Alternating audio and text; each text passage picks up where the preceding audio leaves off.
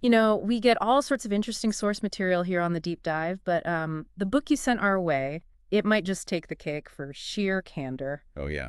Which one is this? We're diving deep into Confessions of the 100 Hottest Porn Stars by Lainie Speiser. Ah, right. Lainie Speiser, Yep. and Health columnist. Exactly. So she's clearly got the inside track on some, well, incredibly intimate, funny, and sometimes honestly jaw-dropping stories from, the big names in adult entertainment. Absolutely. Yeah. When we saw this one, we knew it'd be a fascinating exploration. Our goal here, I think, isn't just to, recount anecdotes, Right. but to really try and understand the motivations behind it all, the diverse experiences these performers have, both on and off camera. Yeah, and maybe even uncover some surprising truths about sexuality, relationships, that kind of thing. Exactly. Things that maybe resonate more broadly. Right. And Lainie Speiser, she's organized this collection in a way that really lets you jump into different facets of their lives, their desires. That's Well, we're talking sections like my favorite positions and pleasures, which, as you can imagine, is pretty revealing. I bet. Then there's swinging couples, me, my husband, and our girlfriend, getting it on with other porn stars, why I'm gender-friendly, even threesomes, when more is better. Wow. Okay. Covers a lot of ground. It really does. And even a peek into how I go from fun and flirty to down and dirty. So we're going to try and navigate through these confessions, give you a really comprehensive look at what we found, well, most interesting. Sounds good. So, with such a wide range of experiences packed in there, where should we even start? How do we unpack all this? That's a good question. It strikes me that maybe looking at how people even get into this profession could be quite telling. Yeah, the origin stories. The book offers some really diverse ones, right? They kind of challenge any easy assumptions you might have. I totally agree. Take Angela Aspen. Her first experience with sexuality was actually in a religion chastity group, True Weights it was called. Obviously. Wow. Yeah. Then she ends up in the adult film industry, almost on a whim, just to film something, and found it surprisingly positive. That is a pretty unexpected turn, isn't Hmm. it? It makes you wonder what shifted her perspective so dramatically. Right. Maybe the agency, the control she found there. Could be. A stark contrast, perhaps. Mhm. Then you have someone like Ashley Steele. She started webcamming with her boyfriend. Oh, yeah. Just for fun, make some extra Mhm. money. And she described it as empowering. Empowering. Interesting. So not shrouded in secrecy or negativity for her. Not at all. It Yeah. was enjoyment, financial independence. Really highlights how varied those motivations can be. And Zoe Britton's story is interesting, too. She came out as bisexual, started stripping with her girlfriend, Hmm. and that eventually led her into porn. So it underscores how, personal identity, exploring your sexuality can be a big driver for some. Exactly. Not necessarily fame or fortune right off the bat. Yeah. What's fascinating when you look at these first steps is there's no single reason.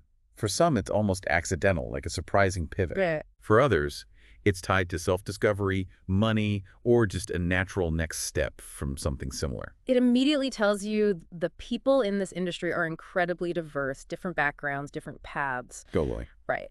And once they are working, the book really gets into their personal preferences, their turn-ons, that favorite positions and pleasures section. Okay. And there's a real spectrum there. Angela Aspen, the one with the positive start, she mentions appreciating a fuck buddy who treats her like meat. Whoa, okay. Very direct. Very direct. But she also has a firm line on poor hygiene. So that contrast is pretty stark, isn't it? Enjoying raw physicality, but still having basic standards. Exactly. Speaks to how people can compartmentalize, maybe. Could be. Then you have Angie McIntyre. She mentions a turn-on for forced feminization, likes a man to take charge. See, totally different end of the spectrum. Underscores how personal desire is. Absolutely. And Bria Lynn shares some really specific, intimate details about sex during pregnancy. Oh, wow. Like what? How intensely pleasurable it was, early and middle stages. Describes body changes, preferred positions. That's not something you hear discussed openly very often, especially, in this context. No, it's quite revealing. And it kind of normalizes sexuality during pregnancy, when culture often desexualizes people. Good point. It shows desire can evolve, even intensify with bodily changes. Exactly.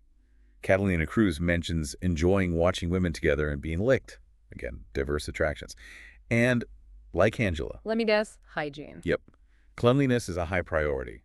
Seems to be a recurring theme for many. It really does. A consistent factor.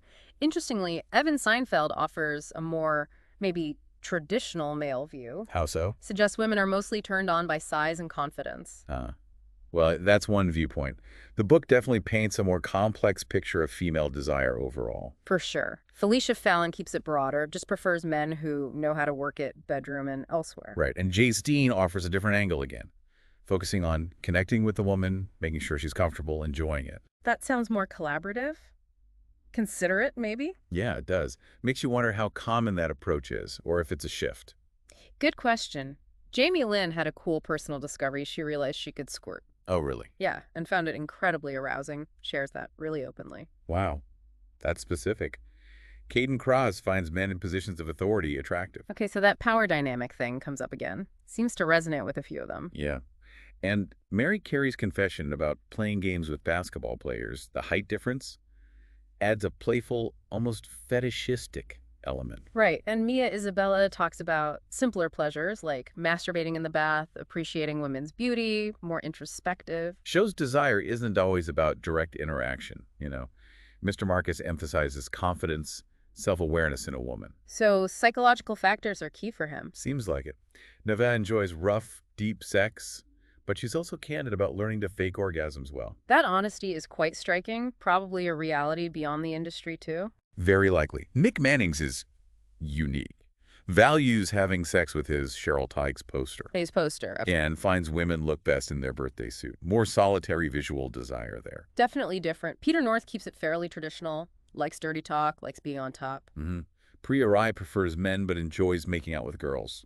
Fluid attraction. And she has a specific no list for guys, including bad breath and poor hygiene. There it is again. Hygiene.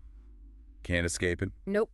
And then there's Ron Jeremy, mentions never taking Viagra, promotes enhancement drugs, working on his weight, a glimpse into the personal side. Right. Stoy is very direct. Yeah. Desperately seeks DP. Double penetration. Right.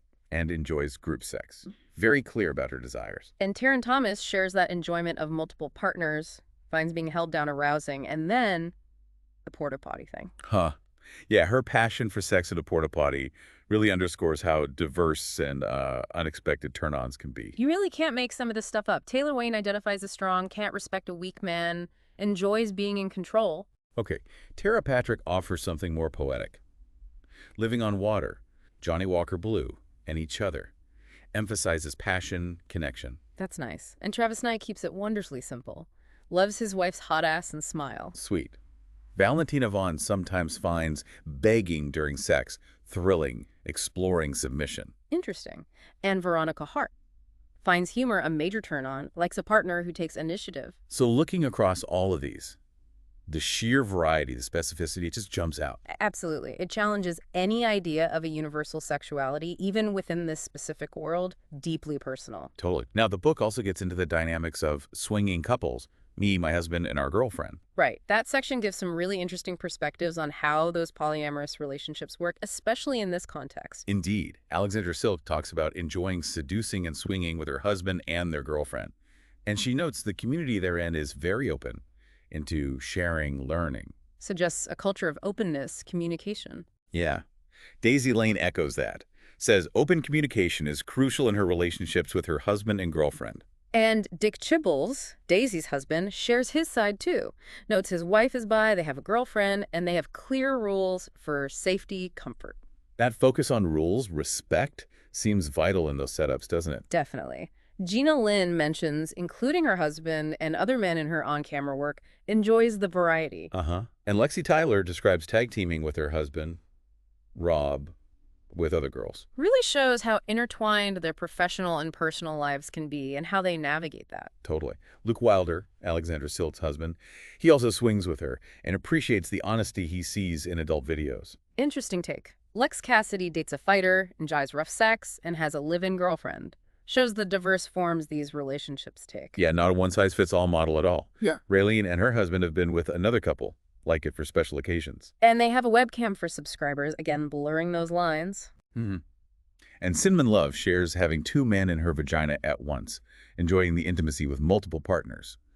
This whole section really lights up the diverse ways people explore relationship structures beyond monogamy. It certainly does. Makes you think how critical communication and clear boundaries become in those multi-partner dynamics. Absolutely essential, you'd imagine. Okay, moving on to getting it on with other porn stars. This gives a glimpse into the unique dynamics, the intimacy that happens within the professional context. Right. Alexis Amore mentions being mentored early on by Nina Hartley. Wow, an icon. Yeah, and enjoys working with Charles Dara. Suggests some mentorship, maybe camaraderie? Could be. Alexis Ford enjoys sex in public places with an audience. Okay. Speaks to a certain exhibitionism, the thrill of exposure for some performers. Definitely. Brookhaven recounts initiating sex with a 21-year-old on Valentine's Day, a story that might land differently depending on who's hearing it. True. Candida Royale, known for feminist porn, emphasizes setting boundaries but also enjoying the surrender of control. That's an interesting paradox, isn't it? Control and surrender. It is.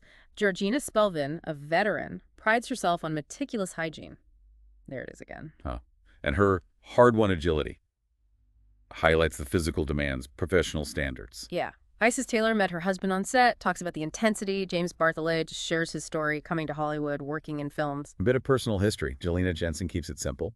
Loves her vibrators and vixens. Very direct. Jessica Drake values the chemistry with other performers, specifically enjoys clitoral orgasms. Okay. Kirsten Price finds larger penises intriguing, but also likes making men laugh.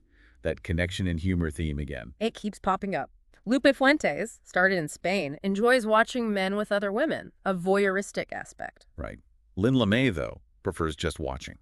Finds excitement in the performance itself. Different strokes. Misty Stone declares oral sex her specialty, wants it sloppy and nasty, Yeah. very vivid. Yep, no mistaking that preference. Yeah. Monica Mayhem loves spontaneity, the thrill of a first time with someone new. Brian Keeley mentions sex with multiple partners, just enjoying orgasms. Pretty universal pleasure there. Can't argue with that.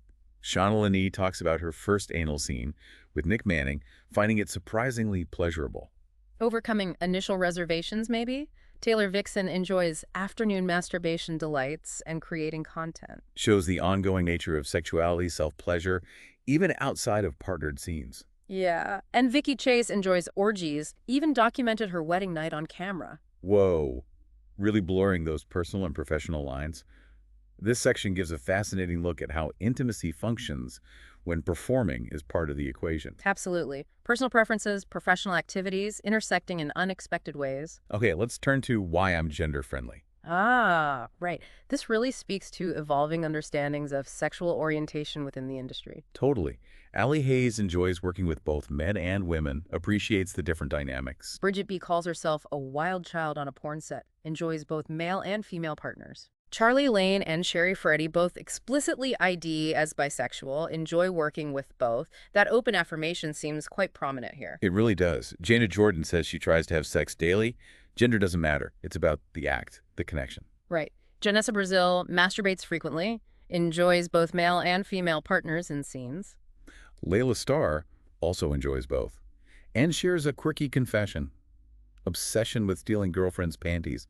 Playfully, I assume. Ah, you'd hope so. Liz Taylor sleeps with women outside work, calls herself an ex-girlfriend, enjoys teaching straight girls. Interesting dynamic. Melissa Jacobs has a bi boyfriend, enjoys exploring with both men and women. Sophia St. James appreciates beauty in both masculine and feminine forms, embraces gender diversity in her work, very inclusive perspective. It really shines through. Stormy Daniels, obviously very well known, loves using her hands, enjoys both male and female partners. Tanya Tate has a foot fetish, also enjoys both male and female partners. Veronica Ricci identifies as bi, enjoys both. And Zoe Britton, who we heard about earlier starting stripping, also mentions partying with women, exploring their sexuality for the first time. This whole section just underscores the fluidity of attraction, the open embrace of diverse gender identities in the industry. It's a significant reflection, maybe even amplification, of broader societal shifts, you know? Definitely. Okay, let's move to threesomes, when more is better. Exploring group encounters. Right. Angelina Valentine from Kentucky enjoys both male and female partners, jokes that the state doesn't matter. Huh. Anne Marie Rose finds threesomes and hot tubs fun, sexy. Brie Olson enjoys role-playing with multiple partners, adds fantasy. Dorenzia likes being dominant with multiple partners, highlights different power dynamics.